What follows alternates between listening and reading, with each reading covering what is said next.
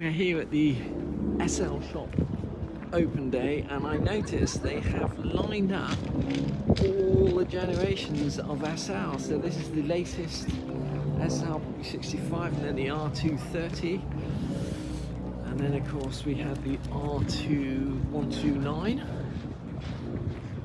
and then every time I see a red SL, my heart goes out to our lost one. That's the 230 or 280 SL, and then they had the 190, and then they had everybody's dream car, the 300 SL Roadster. What a beauty. But this car, when it came out, it had a special, I don't know if this one will have it, but it's got a special switch on the dashboard that when you switch it on, it flashes the headlights on and off alternatively to sweep the traffic off the autoroute, because the top speed of this car was close to 150 miles an hour when it first came out, which was an amazing speed. This here was the sort of the baby brother of that car. If you couldn't quite afford a 300 SL, still a beautiful car. It's lovely, isn't it? It's like a sherbety. What about this one here? For hours? Yeah, I like the colour. My old boss bought one of these, and it had the flip-up bar as well. But it actually had a rear seat conversion that you could buy. I remember seeing the receipt for his rear seat conversion, which was about £1,500. He had kids. And this is like the low power version of our SL55, the R230. That's a very throaty sounding race car that the SL shop is. And then there's the latest version, the SL63 AMG. So this is the model up from our car, Grace. There's one that we came down in. Probably the silver one that we came down. yeah, this is the SL63 AMG. We've got an SL60. Cool. We've got an SL50. Let's go and see if we can get a cup of tea. Before I started working on cars, I could never understand why SL's ones in good condition were so expensive. You can see the cost of a really well maintained and cared for SL is a lot, and I know now from experience that if you have to do the job yourself, you would realise how much it actually cost. And if you ever make the mistake of saying what colour is your SL, it's red, you'll see from this chart here there's about 5 or 6 different reds. The Red Dragon was signal red. It's a beautiful colour for one of these. Look at that. I remember when I bought my dad his E-Type Jaguar, I bought it from the E-Type Centre up in Birmingham, and at the time that was the largest collection of E-Types in the UK. It doesn't exist anymore, but this, I think it'd be fair to say, would be the largest collection of SLs in the UK. So if you're looking for an SL and you've got the money to pay for one that's actually been restored properly, this would be the place to come. To say that you can probably double the value of a car simply by cleaning it, and all of these cars have been shined to perfection. But similarly, if you're thinking of buying an SL and you want to know different colour combos, what they look like, etc., this is a great place to come and actually have a look and see what's available. Of course, if you need parts for your SL, this is one of the places to come. Just some of the customer cars waiting for attention.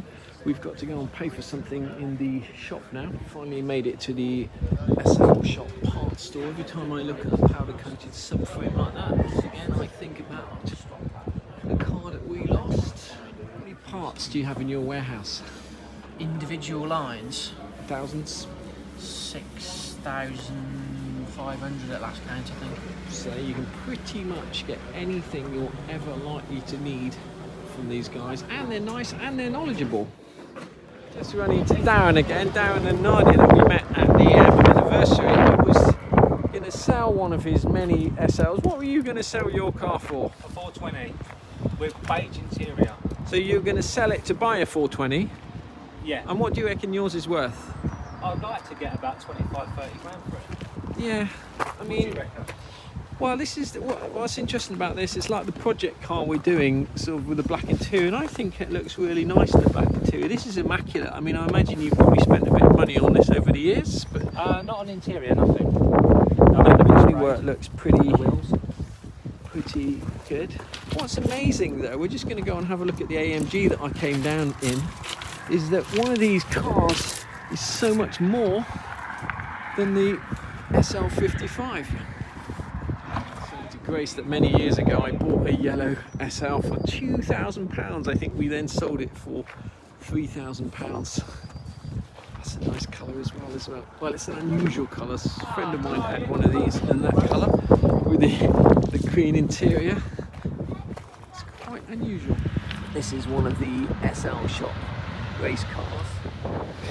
Did you just go out in it? Yeah, it was awesome. How was it? Really good, yeah. It's good. Most want to mess about my one or something. Pimp it up, a bit of exhaust. Yeah, exactly. Are you the SL shop designated race driver today? I am today, yes. They said no handbrake turns on those corners. Their other race car here that they've been racing around the grounds today. I think my dad used to have one of these when we were stationed out in Berlin. One of the ideas I had for the project car that I'm doing when I bought it as a painted shell was to turn it into an EV, and I think this was the first SL that was ever electrified in the classic conversions down in Wales. They've since done a couple more, but I think this was the first. And this car's actually for sale. It's not cheap. It's got the same Zebrano wood trim that we've got in the car that we're doing. The car's got a range of about 800 miles. Obviously with battery technology, etc., you could probably do better. We're going to finish the video here. These are the guys down in Wales, Electric Classic Cars. As I mentioned, they've done a few SLs and both the 107s. They've done a couple of Pagodas. Definitely worth checking them out. But the last time I asked them, and it's probably more expensive now, a conversion kit for a 107 SL was about £50,000. So it is not cheap converting your car to an electric car. But as I say, these guys have got a great YouTube channel. They're great guys, well worth checking them out.